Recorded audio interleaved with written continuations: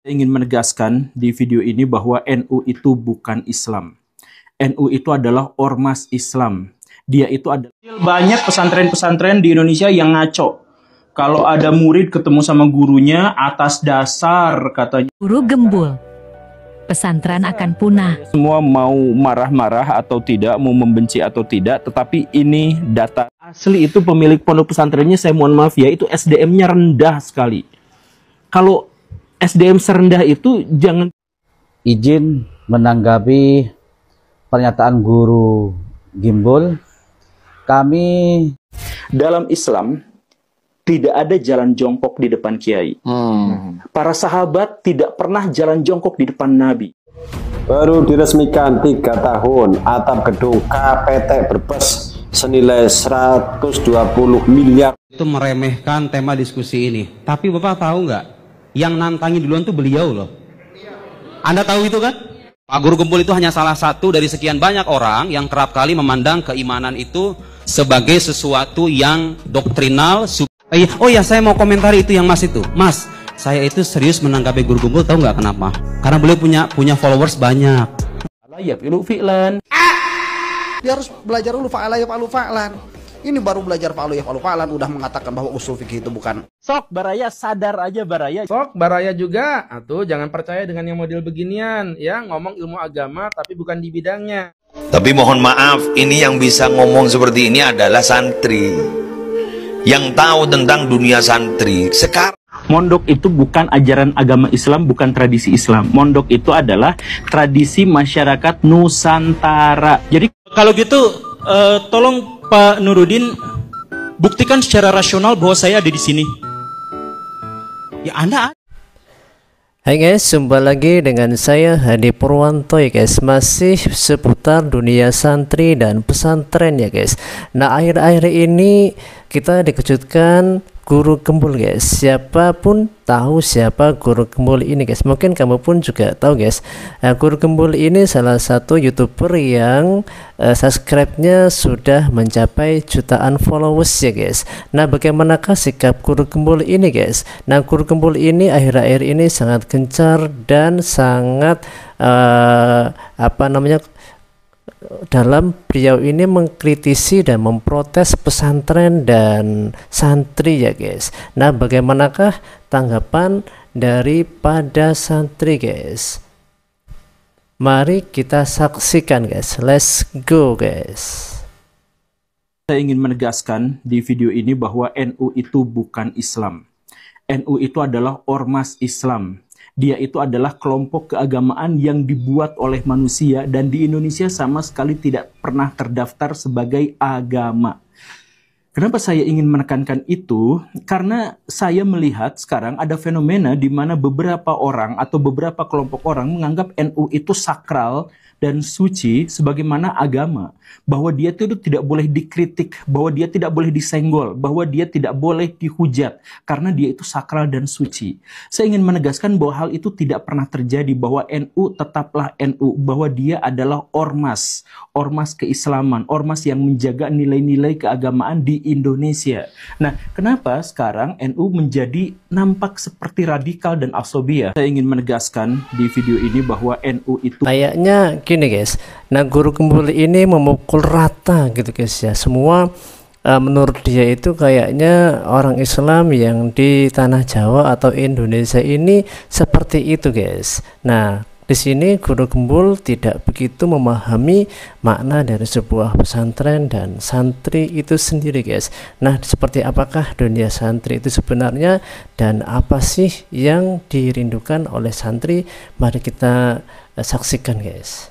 Guru Gembul, pesantren akan punah. semua mau marah-marah atau tidak, mau membenci atau tidak, tetapi ini data statistik yang dikeluarkan oleh Kementerian Agama. Pesantren turun terus-terusan dari tahun ke tahun. Kalau mereka tidak mau memperbaiki diri, tidak mau mendengar kritik dan saran dari orang lain, mereka akan benar-benar punah. Saya telah mengumpulkan 10 kesalahan dan kelemahan dalam sistem pendidikan di pesantren, yang itulah yang membuat mereka itu semakin lama semakin pudar pengaruhnya, dan mohon dengarkan satu-satu. Yang pertama itu penelitian dari guru gembul ini tidak valid ya guys.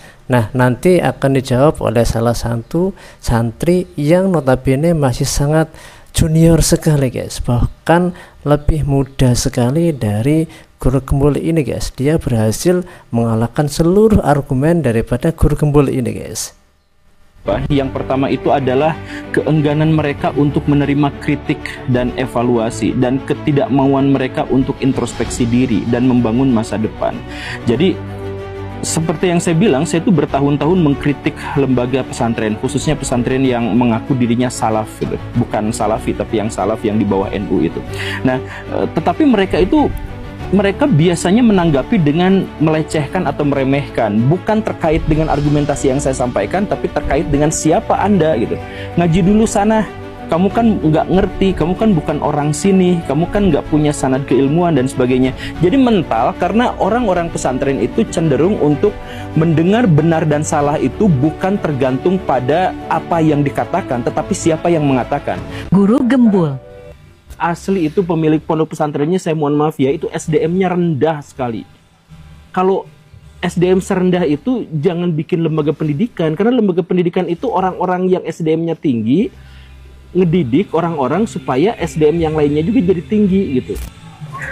Assalamualaikum warahmatullahi wabarakatuh. Belakangan ini dunia maya lagi ramai lagi.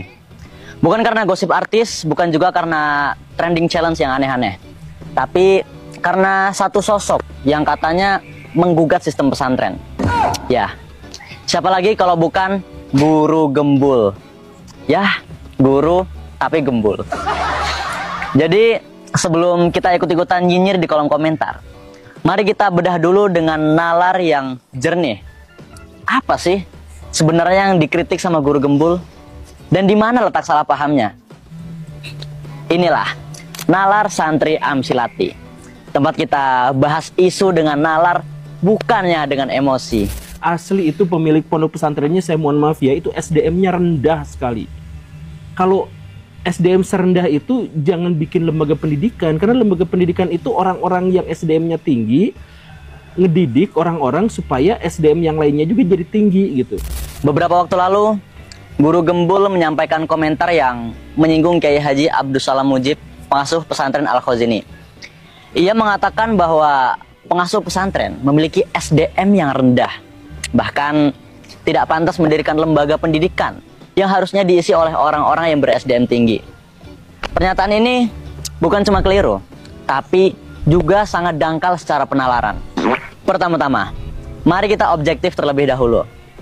Tragedi robohnya Al-Khazini memang musibah yang besar, dan di situ tentu ada yang harus dievaluasi. Ada indikasi kekeliruan dalam struktur konstruksi bangunan, dan pesantren harus terbuka terhadap hal itu, melakukan introspeksi, perbaikan, serta memastikan keamanan di masa depan. Dan kami di Nalar Santri Amsilati sepakat dengan itu.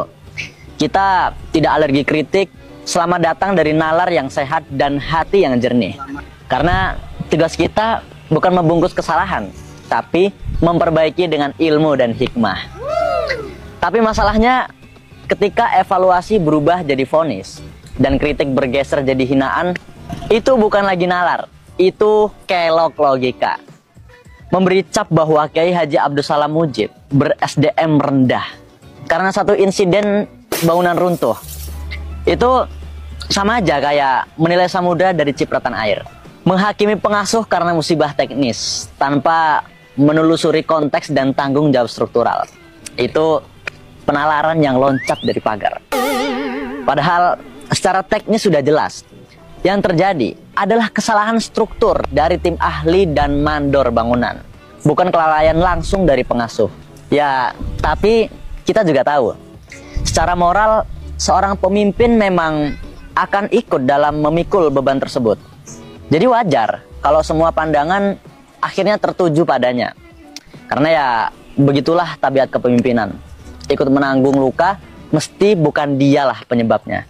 Tapi sebelum buru-buru menilai, coba lihat siapa sosok yang kita bicarakan. Kiai Haji Abdussalam Mujib bukan sosok sembarangan. Beliau adalah pengasuh yang memiliki sanad keilmuan yang jelas, bersambung dari guru hingga guru sampai ke Rasulullah SAW. Beliau mendidik, mencerdaskan, dan mengajarkan ilmu dengan penuh keikhlasan tanpa pamrih, tanpa sorotan juga. Dan hasil dari didikannya nyata. Lihatlah Kang Syahlendra Haikal, santri usia 13 tahun, yang bahkan saat terhimpit reruntuhan dan beton, masih sempat mengingat kewajiban sholat. Bahkan ketika menemukan air di dekatnya, ia tidak meminumnya karena ia tidak tahu siapa pemiliknya. Inilah hasil dari pendidikan Kiai Haji Abdus Salam Mujib. Membangun manusia beradab bukan hanya berilmu. Allah berfirman dalam Quran surah Al-Hujurat ayat 13. A'udzu billahi minasyaitonir rajim. Bismillahirrahmanirrahim. Inna akramakum indallahi atqakum. Sesungguhnya orang yang paling mulia di antara kamu di sisi Allah adalah orang yang paling bertakwa. Bangunan bisa runtuh, tapi hati para santri tetap tegak. Dan itulah yang dinilai oleh Allah. Jadi, kalau masih ada yang bilang Kiai Haji Abdus Salam Mujib itu ber-SDM rendah, pertanyaannya sederhana. SDM macam apa yang bisa melahirkan santri dengan iman setangguh itu? Sekarang gini aja. Kalau orang yang disebut guru ini memang SDM tinggi, hasil didikannya mana? Apakah melahirkan akal yang jernih dan hati yang lembut? Atau justru lidah tajam dan jempol yang ringan untuk memvonis orang? Kalau yang dia ajarkan cuma cepat menyimpulkan dan hobi menggiring isu, lalu bilang pengasuh pesantren itu SDM-nya rendah, ya justru di situ letak rendahnya. Jadi Sobat Nalar, yuk ukur pakai akal sehat. Siapa yang benar-benar mendidik dan siapa yang cuma pandai memperkeruh? Asli itu pemilik pondok pesantrennya, saya mohon maaf ya, itu SDM-nya rendah sekali. Kalau izin menanggapi pernyataan guru Gimbul, kami sebagai santri sangat tersinggung dengan pernyataan Anda. Ada dua hal yang kami garis bawahi pernyataan Anda. Yang pertama adalah pernyataan tentang SDM pendiri pesantren sangat rendah. Yang kedua adalah musibah yang terjadi di Al-Haus ini dianggap sebuah kejahatan. Menanggapi pernyataan tersebut, kami sebagai santri sangat terluka dengan pernyataan Anda. Bahwa bagaimana para guru kita mendidik kita dengan ikhlas tanpa pamrih. Guru kita di pesantren mengajarkan kita akhlak yang baik. Terbukti terjadi di kejadian musibah yang terjadi di adik-adik santri masih ingat sholat, berselawat, masih peduli kepada teman yang sesama kena musibah. Ini adalah kesuksesan pendidikan karakter di pesantren yang diterapkan para kiai di pesantren. Dan yang kedua, pernyataan guru Gimbul, Anda menuduh musibah tersebut adalah kejahatan. Sehingga dengan pernyataan Anda, musibah tersebut seakan-akan disengaja. Yang perlu guru Gimbul ketahui, bahwa pesantren jarang disentuh oleh dana pemerintah. Sehingga dana tersebut diperoleh dari sumbangan masyarakat yang seikhlasnya.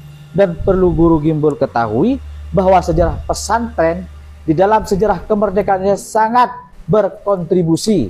Salah satunya lahirnya Resolusi Juhat pada tanggal 22 Oktober tahun 1945 yang digagas oleh Kiai Hasyim Asy'ari. Dari sejarah tersebut, keberadaan pesantren di Indonesia sangat dibutuhkan, terutama di masa generasi saat ini yang akhlaknya sangat rendah sekali. Itu yang harus diingat oleh guru Gimbul.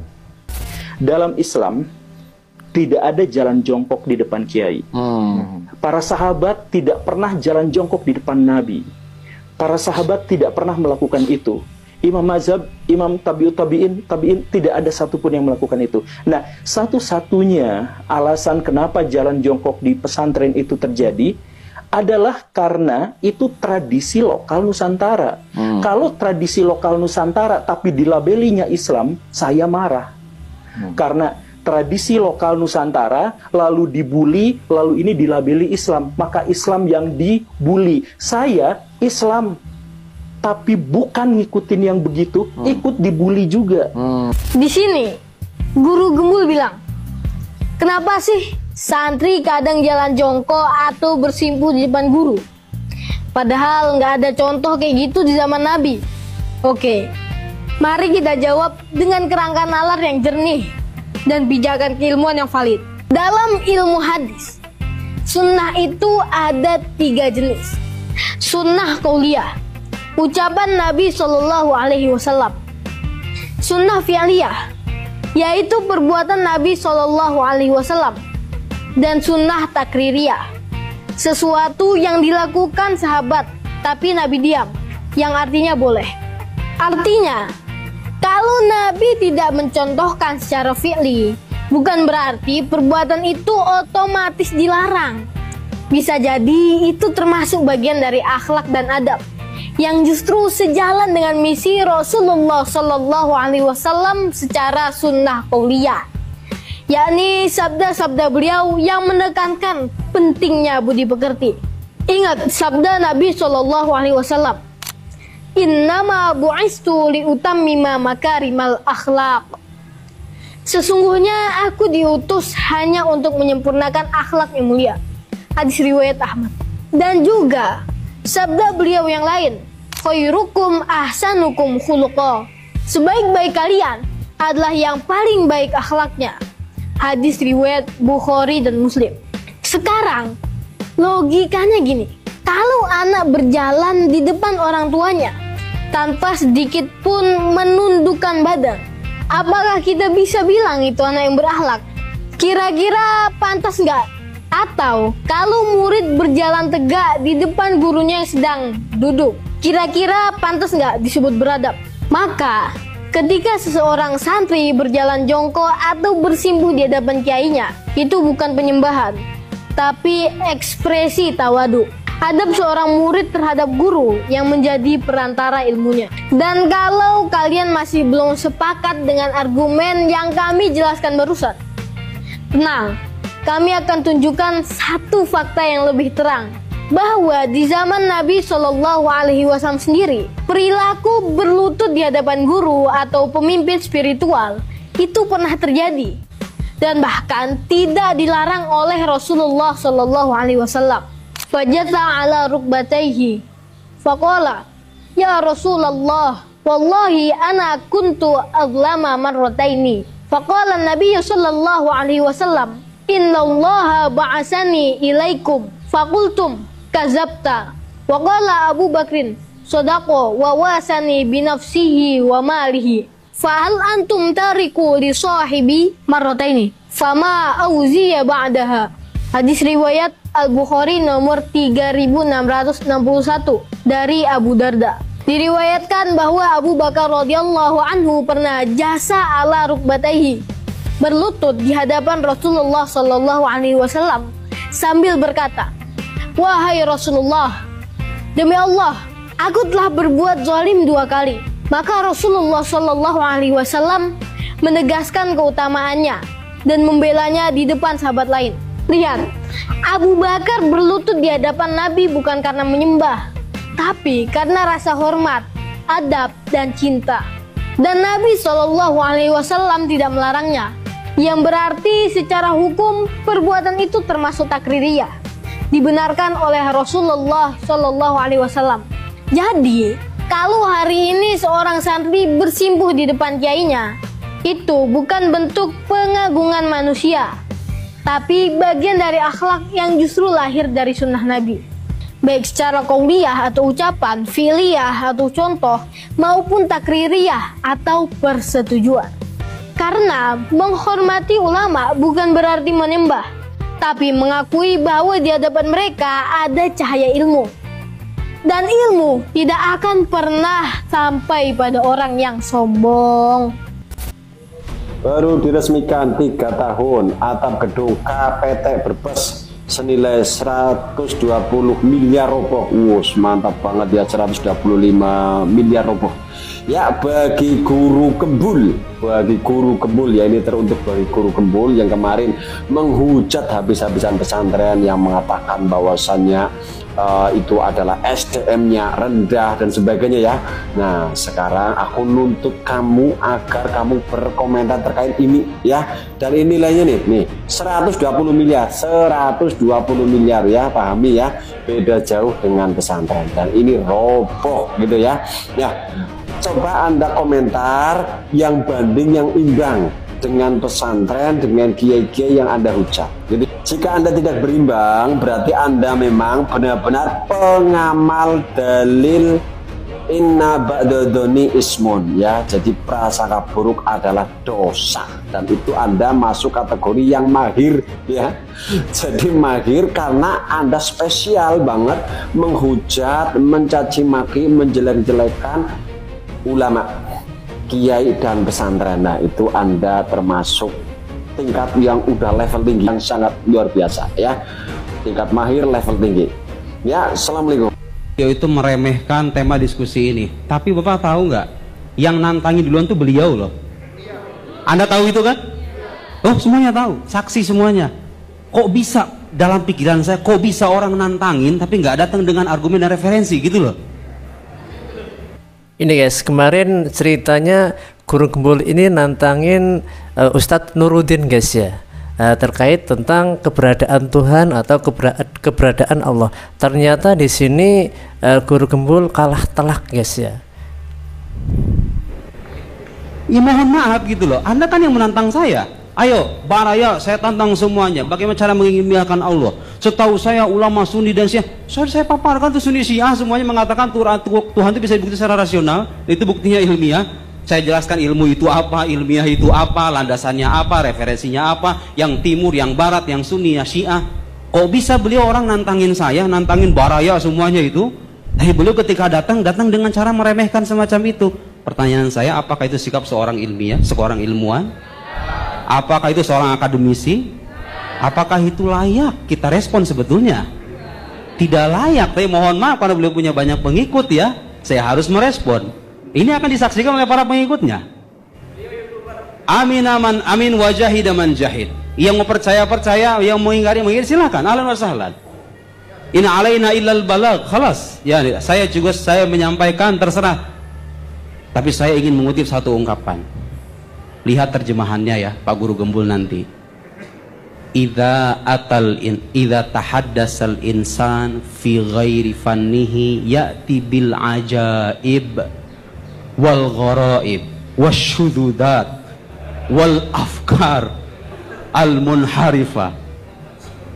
Saya nggak akan terjemahkan, tapi Anda ketawa, ya itulah begitu. Mohon maaf semuanya kepada para netizen, kepada para YouTuber, kalau bicara sesuatu jangan bicara sebelum Anda membaca. Ya, bicara sesuatu berdasarkan kapasitas Anda. Saya ingatkan dengan ayat Al-Qur'an, wala taqfu ma laysa laka bihi ilm. Innas sam'a wal basar wal fuad kullu ulaika kana anhu mas'ula. Jangan ikuti apa yang kalian nggak tahu. Jangan ngomong kalau nggak tahu. Nggak tahu akidah, nggak belajar akidah, nggak baca referensi utama, kok ngomong bicara akidah tidak ilmiah, Tuhan itu ada atau tidak sama saja. Begini menurut saya, akidah versi saya. Ya salam. Betapa nikmatnya netizen zaman sekarang ya. Terus apa kabar yang kuliahan tahun-tahun itu? Sampai bertunggus lumus. Mohon maaf Bapak, saya di Al-Azhar itu nulis tesis hanya sebagian bait dari kitab ini saja, yang tipis ini saja. Tahu nggak berapa halaman? 900 halaman Pak. 900 halaman bahas hanya sebagian manuskrip dari Jawharat Tauhid ini saja. Tidak ada orang mengatakan akidah tidak ilmiah. Saya membayangkan ini seorang pembaharu abad 21 gitu loh. Ya salam, ternyata yang kita saksikan hanyalah asumsi dan pendapat pribadi saja. Mudah-mudahan ini sudah menjelaskan bagi semuanya.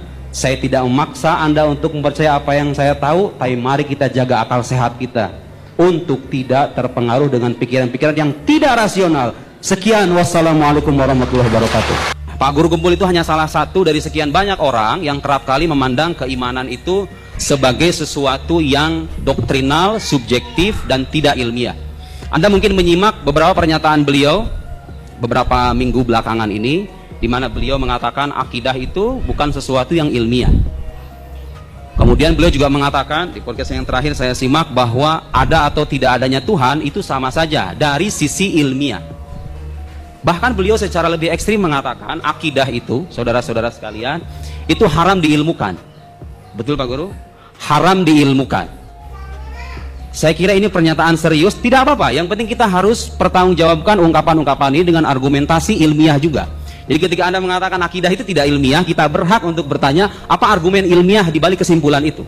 Nah, Pak Guru Gembul punya persepsi bahwa sesuatu yang ilmiah itu harus bersifat indrawi, harus bersifat empiris. Penting dicatat teman-teman sekalian, kita semua sebagai sarjana muslim, sebagai para pelajar muslim secara khusus, kita tidak mengingkari keilmiahan pengetahuan indrawi. Jadi jangan kita berdebat menyangkut sesuatu yang kita sepakati. Kita sepakat pengetahuan indrawi itu pengetahuan ilmiah, pengetahuan empiris pengetahuan ilmiah. Jadi saya nggak perlu bukti ilmiah, apa buktinya gula itu manis, garam itu asin, itu semua sudah kita terima sebagai sebuah kebenaran. Yang kita persoalkan adalah pembatasan, bahwa yang ilmiah itu hanya yang indrawi semata. Nah, saya mengklaim, dan klaim ini berbeda dengan pandangan beliau. Ya, berbeda artinya kita harus pertanggungjawabkan. Bukan hanya pandangan itu berbeda kemudian kita persilahkan, nggak begitu. Dalam diskusi ilmiah setiap yang berbeda itu harus siap diuji. Sekarang saya berharap di sini ada akademisi, ada para mahasiswa. Kalau ada uraian saya yang tidak terbukti ilmiah, mari kita tolak sama-sama. Begitupun sebaliknya, kalau ada klaim serupa dan terbukti tidak ilmiah berdasarkan argumen ilmiah, mari kita tinjau ulang pandangan itu. Baik, kawan-kawan sekalian, ada dua persoalan inti yang menjadi titik tengkar atau mahal niza dalam persoalan ini. Satu, apakah pengetahuan ilmiah itu hanya terbatas pada pengetahuan empirik? Itu satu. Jadi saya berharap diskusi kita tidak melebar kemana-mana. Yang kedua, apakah akidah Islam itu bisa dibuktikan kesahihannya secara ilmiah? Tentu saja, manakala kita mengklaim akidah Islam itu ilmiah, harus jelaskan ilmu itu apa. Jadi kita itu punya hazanah teologi Islam yang sangat kaya. Lalu sekarang tiba-tiba kita dikagetkan dengan ungkapan Guru Gembul, akidah itu bukan ilmu. So, kalau seandainya akidah bukan ilmu, ulama itu ngapain? Imam mereka itu melakukan kebodohan dengan menghabiskan waktu mengilmukan sesuatu yang bukan ilmu, atau ungkapan Guru Gembul itu yang asal-asalan. Dan sekarang mari kita buktikan sama-sama mana sebetulnya yang ilmiah itu. Akidah itu ilmu yang paling pokok dalam agama. Artinya, kalau Anda mengingkari keilmuan akidah Islam, secara tidak sadar Anda ingin meruntuhkan semua bangunan keilmuan Islam. Hal adalah fondasinya. Al-Ghazali mengatakan begitu. Dan sangat logis saudara-saudara sekalian. Mufassir itu menjelaskan mana Al-Quran. Tapi buktikan dulu Quran itu firman Tuhan atau bukan. Tugasnya teolog, tugasnya ilmu kalam. Muhaddis memverifikasi hadis Nabi, sahih atau dhaif. Tapi buktikan dulu Muhammad SAW itu Nabi atau bukan. Tugasnya teolog. Itu fondasi keilmuan Islam. Sementara Guru Gembul dengan sangat enteng mengatakan bahwa ilmu akidah itu bukan ilmu. Lalu kalau begitu, tafsir, hadis dan segala cabangnya, berbagai karya, risalah, tesis, disertasi, bukan ilmiah dong kalau begitu konsekuensinya kalau akidah tidak ilmiah. Satu, wa yufham min qawlihi ta'ala fa'alam annahu la ilaha illallah annal aqidah hiyal ilm. Dipahami dari firman Allah Ta'ala, fa'lam. Pak Guru, ada ayat dalam Al-Quran bunyinya fa'lam annahu la ilaha illallah. Ketahuilah bahwa tiada Tuhan selain Allah. Itu artinya apa? Artinya klaim tiada Tuhan selain Allah yang merupakan kredo ajaran tauhid itu harus didahului oleh pengetahuan, bukan penerimaan subjektif. Kalau iman itu hanya penerimaan subjektif, asal percaya, terus apa gunanya kita belajar akidah? Apa gunanya para ulama mengarang ribuan jilid itu? Kalau seandainya iman hanya sebatas percaya, selesai, buat apa kita memaparkan argumen, mengkritik argumen, kritik atas kritik argumen dan seterusnya? Sia-sia saja. Jadi karena kesadaran Al-Quran memerintahkan kita mengetahui, ulama mengarang kitab kalam yang sedemikian berlimpah itu. Annahu la ilaha illallah, annal aqidah hiyal ilm, wa annahuma mutasawiyan fil mafhum. Akidah dan ilmu itu setara dalam konsepnya. Jadi dalam Islam gak ada dikotomisasi antara akidah dengan ilmu. Akidah itu ilmu, ya ilmu itu akidah. Perhatikan, ilmu itu apa? Ini kalau Anda baca kitab-kitab kalam, Anda akan temukan definisi yang disebutkan oleh Ghairsi Al-Azhar ini. Perhatikan saudara-saudara sekalian, apa itu ilmu? Wa yu'arrifuna al-ilma bi annahu al-i'tiqad al-jazim, al-mutabiq lil waqi' an-nashi' an dalil. Kita bicara akidah itu ilmiah atau tidak? Ilmu itu apa? Itu jawabannya. Keyakinan yang bersifat pasti, yang sesuai dengan fakta, sesuai dengan realita, yang terlahir dari adanya bukti, dalil. Jadi Islam, mohon maaf dengan seluruh penghormatan kita kepada umat agama lain, tidak mengenal namanya dogma asal percaya aja. Semuanya harus ada dalilnya. Dan harus diuji dalil itu secara ilmiah. Kalau tidak ilmiah namanya bukan akidah. Pak Guru Gembul itu hanya oh iya saya mau komentari itu yang Mas itu. Mas, saya itu serius menanggapi Guru Gembul, tahu nggak kenapa? Karena beliau punya followers banyak. Iya, ya orang-orang yang mendengar beliau itu saya khawatir terpengaruh. Ya apa salahnya dong kita mengkritik? Ya kalau seandainya beliau nggak punya followers, biasa gitu ya. Wa hadzal kalam la yasih al-iltifat ilaihi aslan. La yasih. Tanzur laysa indahu maraji. La yafham falsafah wa la yafham ilm al-kalam. Madza afal ba'da dhalik? Khalas yani. Wa yatakallam fi wad wa ana hatta atahadas fi wadin akhar. Jadi law lam yakun indahu atba lama iltafatu ilaihi aslan yani afwan. Bisaraha yani bisaraha. Mudah-mudahan beliau nggak paham ya. Saya kira begitu ya, cukup. Nggak tahu akidah, nggak belajar akidah, nggak baca referensi utama, kok ngomong bicara akidah tidak ilmiah, Tuhan itu ada atau tidak sama saja. Begini menurut saya akidah versi saya. Ya salam. Betapa nikmatnya netizen zaman sekarang ya. Fa'ala yafilu fi'lan. Dia harus belajar dulu fa'ala yaf'alu fa'lan. Ini baru belajar fa'ala yaf'alu fa'lan udah mengatakan bahwa usul fikih itu bukan bukan termasuk dari pelajaran agama, bukan termasuk ilmu agama. Ya apa orang seperti ini? Ya, dan saya kira ya entah audiensnya si Gurgem ini siapa. Ini kebodohan dan ketololan yang amat luar biasa. Fa'ala yafilu fi'lan. Dia harus belajar dulu fa'ala yaf'alu fa'lan.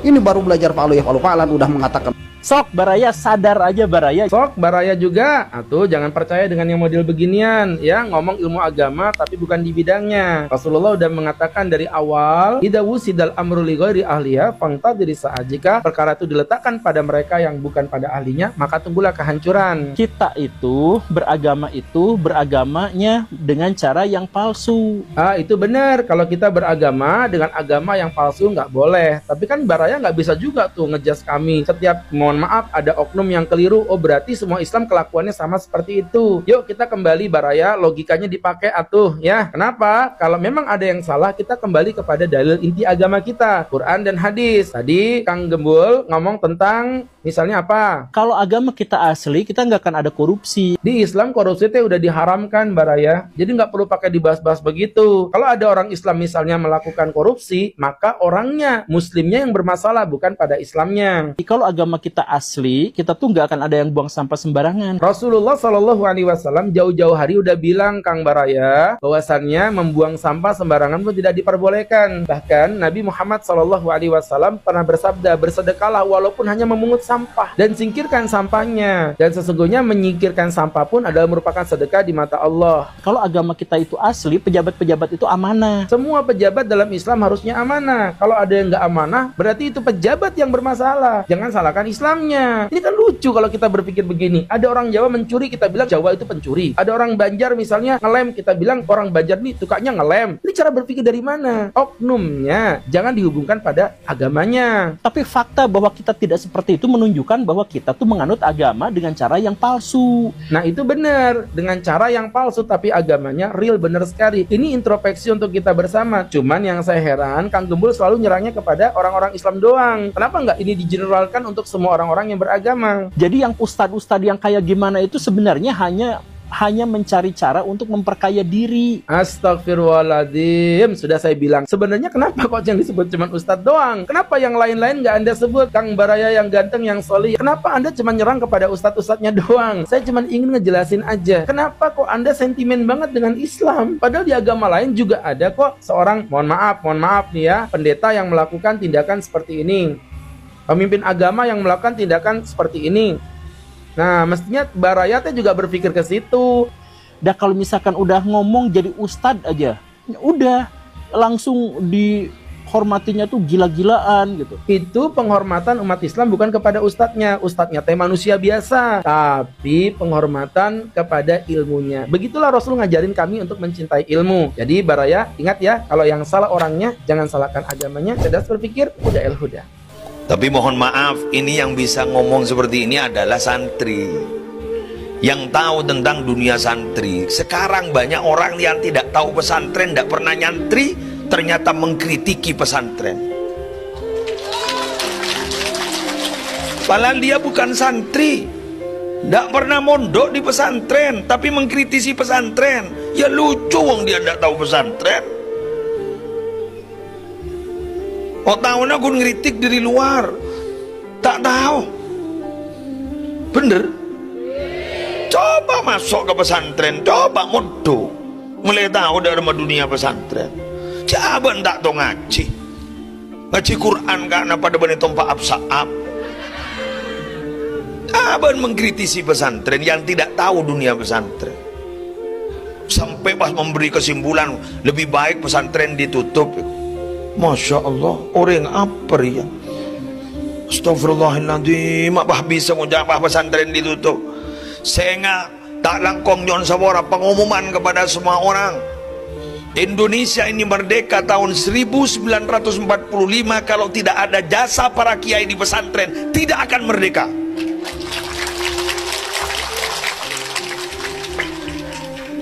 Kami menghormat, saya ulang, kami menghormat kepada bendera merah putih, hormat kepada sangsaka merah putih, hormat gerak.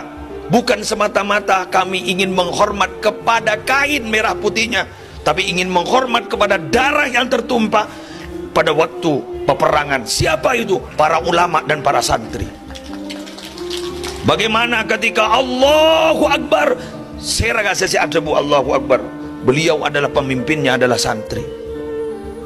Saya yang mengumandangkan resolusi jihad. Eki gadin to hadratus Syekh Kiai Haji Hashim Asy'ari Jombang, santren Syekhana Muhammad Khalil bin Abdul Latif Al-Bangkalani, setong alma mater sarang Raden Kiai Haji As'ad Syamsul Arifin, setong alma mater sarang Kiai Zaini Abdul Mun'im, setong alma mater sarang Kiai Hasan Genggong. Beliau adalah orang-orang hebat yang berjuang. Orang-orang semangkin saya tak tahu apa, empon neng akekep. Falyakul khairan aw liyasmut. Berkatalah yang baik, kalau tidak bisa diam, kalau tidak tahu apa-apa. Ada pidato cermat rela. Sallallahu Muhammad. Bahkan ada seseorang nyaman ki gembul ngocah bahwa orang-orang pesantren itu SDM-nya rendah. Mohon maaf sekali lagi, mohon maaf, hati-hati kalau mau berbicara. Presiden Indonesia itu ada yang dari santri, menteri-menteri banyak dari santri. Apa mereka punya SDM rendah?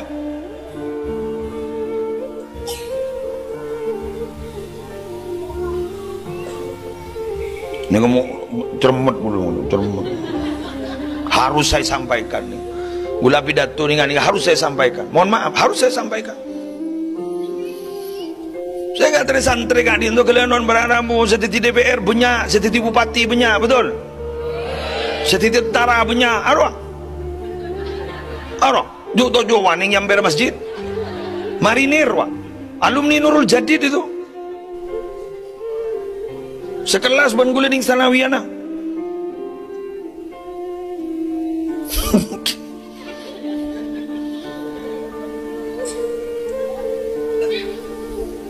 SDM rendah der.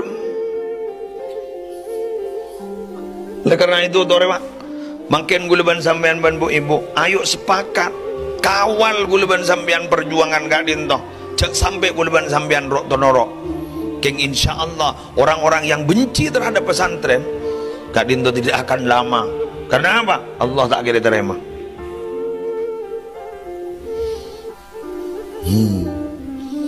Lumayu mau nesep mulai.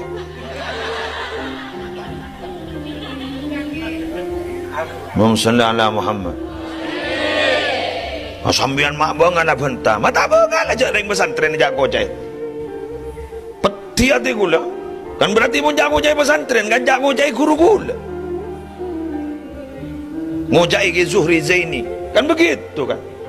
Ngojai ke Azaim Ibrahimi kan sedikit kan. Eki kan ke? Ngojai ke Khalil As'ad kan jadi mau bukan mau ngojai pesantren berarti lah ngojai guru kita. Ngojai ke Fadlur Rahman Zaini kan sedikit. Pas tak peti gue lemen sampean membiar tak peti yang dak nafsona. Harus saya sampaikan. Kalau mereka kritik lewat media sosial, gula bidatu, enggak nih kiai akan menjawab. Tinggal pun ada masalah. Anak apa? Coba nari pada di media sosial. Kalau pun nggak nikah, itu SDM-nya sangat rendah. Ya Allah. Aduh. Lepas lagi hamba dongkur. Lobar nih kamu bahdak budi nih kepah orang-orang nih kamu benci pesantren. Silakan sudah benci kau lah. Tapi jangan benci guru-guru kami. Jangan benci pesantren kami. Inilah cukup dia lah. Bagian ring lapangan dia benci lah. Kulur. Keng senga cak tiakin benci kepada guru-guru kami. Sampai cak ngocak entren pesantren terutama sepo si dogiri talangkong nyon sabora. Guru-guru kami banyak alumni Sidogiri.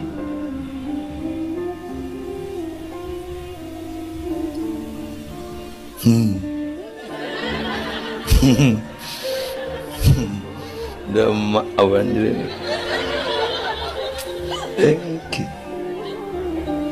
Reden kekirin da orang kali.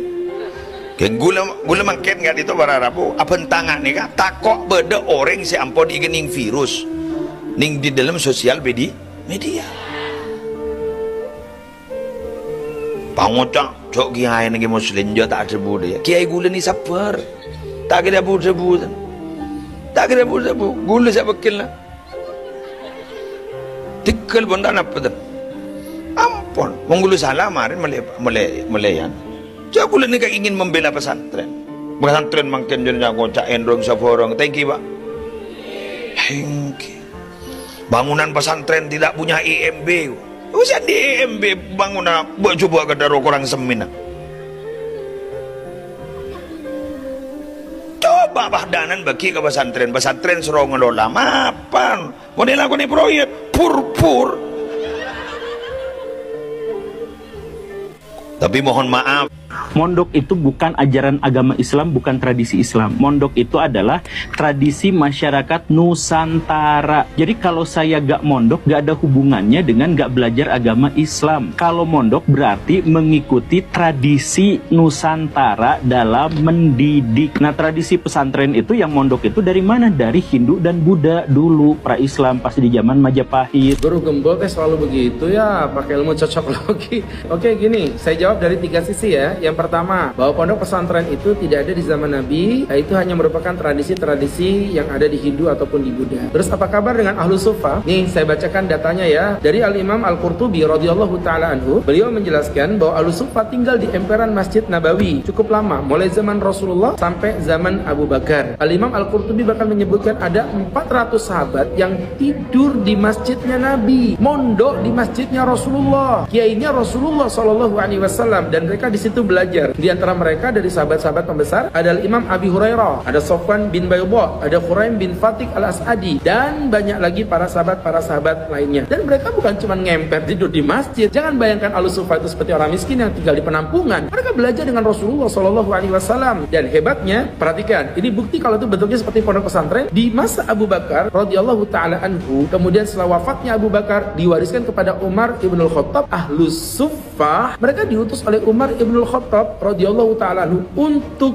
berpencar ke pelosok-pelosok negara-negara muslim lainnya dalam rangka mengembangkan dakwah. Dan itulah yang digunakan oleh para santri-santri kita setelah mereka dididik di masjid, dididik di pondok pesantren untuk memperdalam ilmu secara intensif. Kemudian mereka disebarkan untuk berdakwah di negara mereka masing-masing. Ini poin yang pertama. Kemudian yang kedua, kalau dibilang ini menyerupai daripada sesuatu yang mungkin dari agama lain seperti agama Hindu ataupun Buddha, kemudian dicocok-cocok logikakan dengan Shaolin, sewat gitu. Kita di Islam punya konsep namanya al-adatul muhkamah, adat yang memberi hukum. Artinya di mana ada adat istiadat di sebuah daerah, walaupun di agama tidak ada, selama tidak bertentangan dengan syariat Allah, la ta'ata li makhluqin fi maksiatil khaliq, tidak ada ketaatan pada makhluk jika bermaksiat kepada sang pencipta. Maka sesuatu itu hukumnya adalah baik, tidak dilarang di dalam Islam. Al-adatul muhkamah, adat yang memberi hukum. Itu yang kedua. Kemudian yang ketiga, ya Mas Guru Gembul yang berbahagia, yang ganteng, yang soleh, yang cakep, dengerin ya, bahwa mohon maaf nih, kalau misalnya ini kritikan Mas Guru Gembul ini membangun supaya pondok pesantren karena di situ banyak pelecehan, banyak problematika dan lain sebagainya. Oh ya, terus kalau misalnya mohon maaf bajunya kotor, tangannya dipotong. Misalnya contoh nih, mohon maaf, gara-gara bangunan ini pintunya ada yang rusak, kemudian bangunan dirobohkan. Bukan begitu Mas Guru. Yang lebih tepat di mana salahnya kita benerin, karena ternyata yang bener jauh lebih banyak dibandingkan yang salah. Tapi Anda mencoba menutup-nutupi itu. Barakallahu fikum. Udah El-Huda, cerdas berpikir. Kalau gitu, tolong Pak Nuruddin buktikan secara rasional bahwa saya ada di sini. Ya Anda ada. Ya, tahu dari mana ada? Rasional. Tahu dari mana ada? Ya ini saya indera saya melihat. Ya itu indera rasional. Ya, salah satu pengetahuan rasional itu, maaf Pak, sesuatu yang bersifat indrawi ada secara faktual itu ya rasional gitu loh. Pak Arbi ada di sini, Pak ini ada di sini. Itu rasional. Bapak tadi mengatakan Allah tidak bisa diindra. Iya. Karena itu pembuktiannya hanya dengan menggunakan rasional. Itu kan hal gaib, Pak. Bapak kan hal yang tampak. Iya, betul. Maka sebentar saya mau nanya ini yang paling dasar aja dulu ya. Saya jawab. Saya nanya yang dasar saya jawab. Bapak tadi mengatakan bahwa Allah tidak bisa diindra. Iya. Karena itu untuk menguji keberadaan Allah adalah dengan rasional. Nah, kalau demikian berarti rasional itu bisa dijadikan alat bukti, begitu kan? Iya. Nah, buktikan saya ada di sini. Pak Guru Gembul, itu namanya qiyas ma'al fariq. Itu namanya qiyas ma'al fariq. Pak Guru Gembul, Tuhan itu bersifat non indrawi, Anda bersifat indrawi. Kita nggak berbicara soal Tuhan, kita berbicara pembuktian rasional dulu. Iya. Buktikan saya ada di sini secara rasional. Iya, satu, secara indrawi saya melihat Anda ada di sini. Rasio saya mengatakan bahwa Guru Gembul ada, konsep ada itu konsep rasional loh. Ya, gini, aduh. Iya, secara rasional dia ada, secara indrawi dia juga ada, gitu loh. Kan Allah nggak bisa diindra. Iya. Karena nggak bisa diindra, bagaimana cara kita merasionalisasikannya? Dengan sebab akibat yang tadi iya, itu. Betul. Benar kan? Iya. Berarti sebab akibat itu adalah bagian dari rasionalisme. Iya. Maka pertanyaan saya adalah kalau itu dianggap sebagai bukti untuk bisa membuktikan keberadaan Tuhan. Iya. Oke, ini jangan dulu ngomong Tuhan ya, jangan dulu ngomong soal Allah Subhanahu wa taala, jangan ngomong soal malaikat dan sebagainya. Ini soal pembuktian rasional. Iya. Coba buktikan secara rasional saya ada di sini. Ya ini saya menjawab, tolong jangan dipotong, Pak. Iya, buktikan. Ya, buktinya adalah. Ya sekarang saya jawab, tolong jangan dipotong ya. Oke. Saya jawab. Saya diizinkan jawab betul. Oke. Iya. Mohon jangan dipotong ya. Mohon jangan dipotong. Moderator cukup jadi wasir. Sesuatu yang ada secara faktual, keberadaan Pak Gembul akan dikatakan rasional. Itu namanya mungkin, sesuatu yang mungkin gitu loh. Secara rasional saya nggak menolak keberadaan Anda. Ketika mengatakan, lihat, Guru Gembul ada, di sini ada subjek, ada predikat, ada namanya konsep ada. Loh, indrawi Anda tuh nggak bisa loh mandang konsep ada. Mana coba ada itu, di mana adanya? Guru Gembul ada itu, justifikasi Guru Gembul ada. Ya, indra saya melihat keberadaan beliau. Tapi konsep ada itu konsep filosofis loh. Iya. Harus melibatkan rasio. Indra saya hanya melihat apa yang tampak dari beliau ini, gitu loh. Mengatakan beliau ada, itu konsep rasional. Di keberadaan Pak Guru Gembul ketika indra saya mengafirmasi ada di alam luar, rasio saya mengatakan, ya dia ada karena dia punya realitas yang nyata, ini begini gitu loh. Nah, beliau mengatakan, ini kan Tuhan bisa dibuktikan secara rasional. Sekarang buktikan saya rasional. Pak, itu namanya qiyas ma'al fariq. Tuhan itu secara non-indra, Tuhan itu non-indrawi, beliau itu bersifat indrawi. Oke, terima kasih. Maksud saya adalah tadi ya. Jadi kan Tuhan itu goib, kita sepakati bersama, tidak terindra, oke? Tidak terindra. Karena itu satu-satunya jalan untuk bisa mengindra atau mengetahui Tuhan adalah melalui bukti rasionalisme, karena indra tidak bisa. Iya, betul ya? Iya, betul. Nah, artinya apa? Rasionalisme tidak bisa membuktikan apapun tanpa indra. Gitu kan? Oh, kok begitu? Kok dibalik? Ya, iyalah. Coba ulang premisnya. Coba ulang premisnya. Saya belum ngomong ke sana. Coba ulang premisnya. Oh, tenang. Oke. Coba ulang premisnya. Tenang, penonton. Silakan. Oke. Tuhan tidak bisa diindra. Sepakat ya? Sepakat. Karena itu jalan satu-satunya untuk membuktikan Tuhan adalah dengan rasio. Betul kan? Betul ya? Sepakat ya? Oke. Karena itu berarti rasio itu tergantung pada sesuatu yang diindra. Enggak, Karena apa? Enggak, Pak. Kebalik itu, kebalik logikanya. Kebalik apanya? Loh. Ya udah, ya. Oh, silakan. Jadi sebentar. Ya, ya. Saya ulang lagi dari yang Argumennya saya ulang kurang kuat lagi ya. teman-teman. Saya Iya, ulang guys, lagi. ya. Ini saya bingung siapa sih yang jadi gini. Jadi gini nih ya. Allah itu terindra atau tidak? Tidak. Hanya bisa dirasionalisasikan. Berarti Allah tidak terindra, tapi kita hanya bisa merasionalisasikannya saja. Berarti artinya kalau misalkan ada pertanyaan saya di sini, bisa nggak dirasionalisasikan? Bisa setelah diindra dulu. Betul ya? Saya bisa dirasionalisasikan setelah diindra dulu. Nah, karena kelihatan. Lalu bagaimana menyusun rumus-rumus rasionalisme tanpa mengindranya dulu? Oke? Bagaimana kalau misalkan saya ulang lagi ya. Allah tidak bisa diindra. Karena itu untuk membuktikan keberadaan Allah adalah dengan rasionalisme. Betul kan? Nah, sekarang berarti pembuktian rasionalisme. Sekarang saya ada di sini. Dari mana bukti saya ada di sini? Diindra dulu, baru dirasionalisasikan. Lalu bagaimana memahami Tuhan yang tidak diindra dulu tiba-tiba bisa dirasionalisasikan? Beda karena Allah itu gaib. Apa?